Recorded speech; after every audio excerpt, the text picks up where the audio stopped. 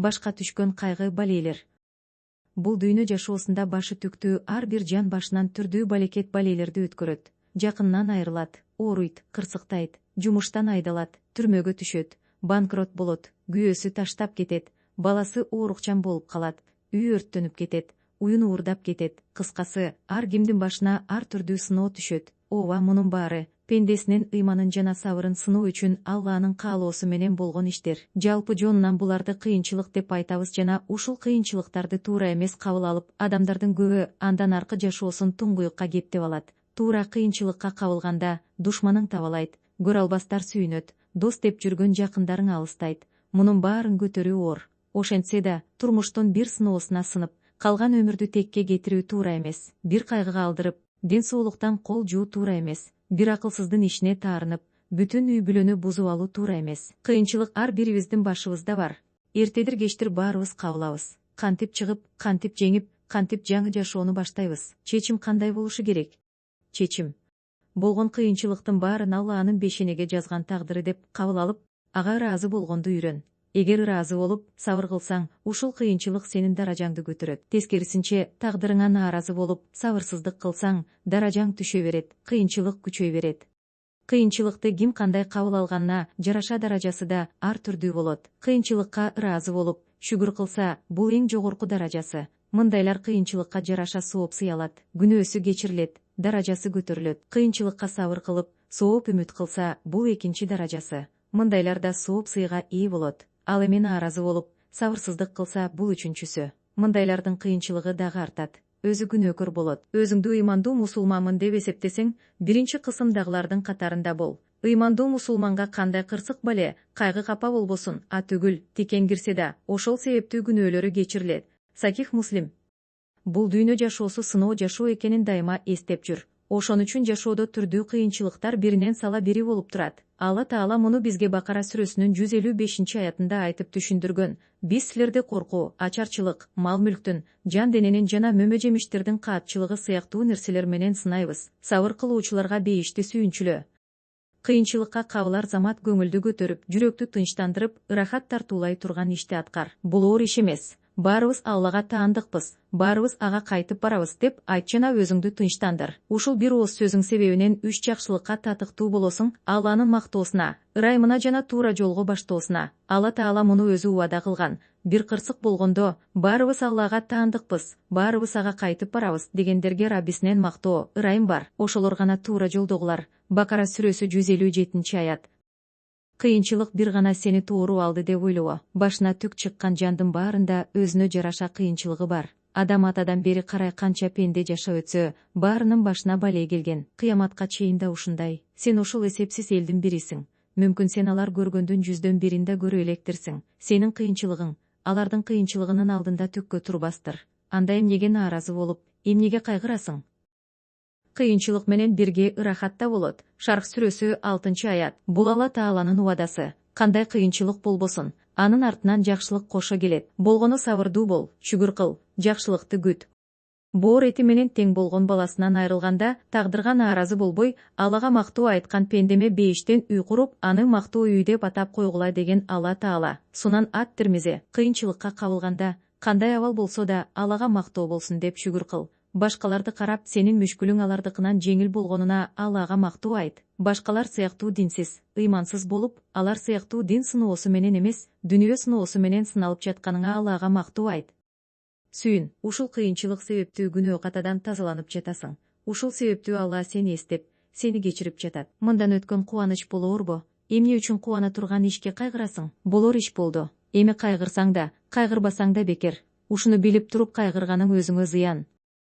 Балким силер жаман көргөн нерсе силер үчүн жакшыдыр. Балким силер жакшы көргөн нерсе силер үчүн жамандыр. Алла билет, силер билбейсиңер. Бакара сүрөсү 216-аят. Башыңа түшкөн кыйынчылык сен үчүн жамандыктай туйлат. Бирок анда катылган кандайдыр бир жакшылык болуусу мүмкүн.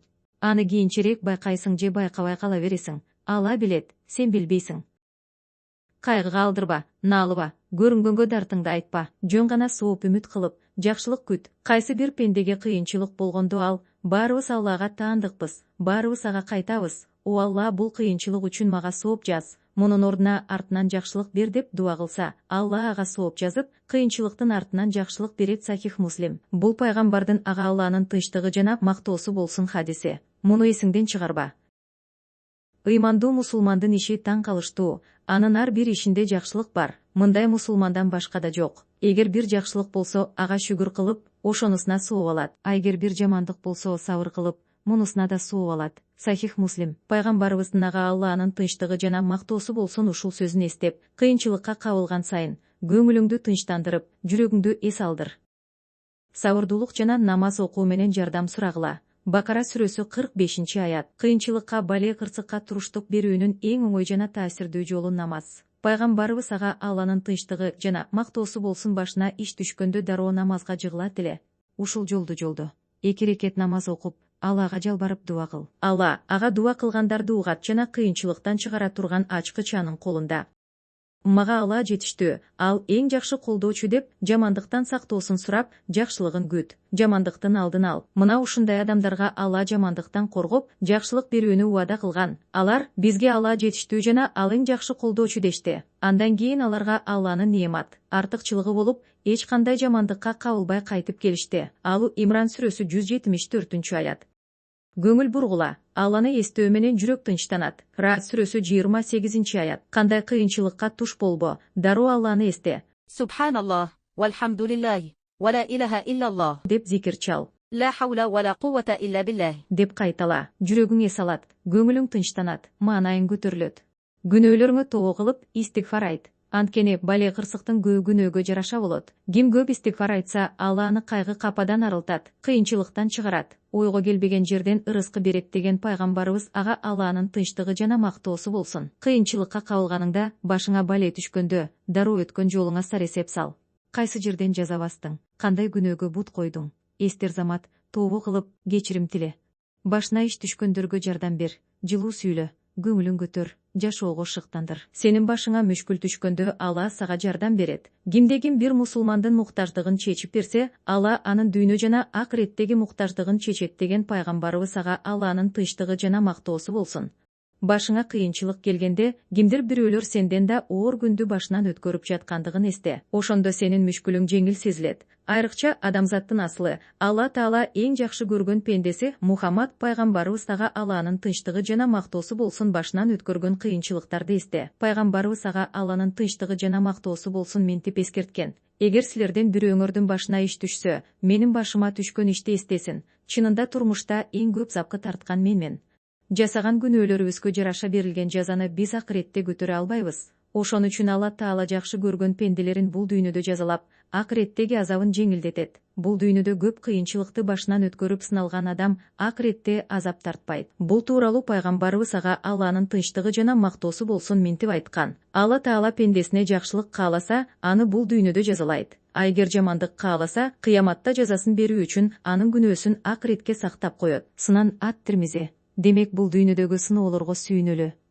Өрнөк, улуу сахабалардын бири Абу Салама, ага Алла ыраазы болсун дүйнөдөн өткөндө, аялы Уму Салама жана башка туугандары чуручуу болуп ыйлай баштайт. Ошондо пайгамбарыбыз ага Алланын тынчтыгы жана мактоосу болсун. Жакшы сөздөрдү гана сүйлөгүлө, сөзүңөргө периштелер амин деп турат. Сооп үмүт кылгыла жана артынан жакшылык бер деп тилегиле деп аларды тынчтандырат. Уму Салама, ага Алла ыраазы болсун, пайгамбардын айтканындай дуа тилек кылат. Кийин Алла Таала ага Абу Саламадан артык жанды жолдош кылды. Башкача айтканда пайгамбарыбызга ага Алланын тынчтыгы жана мактоосу болсун жубай кылды. Мусулмандардын энеси болду. Пайгамбардан ага Алланын тынчтыгы жана мактоосу болсун бир канча хадис айтып калтырды. Алла ыраазы болгон 5 аялдардын катарына кошулду.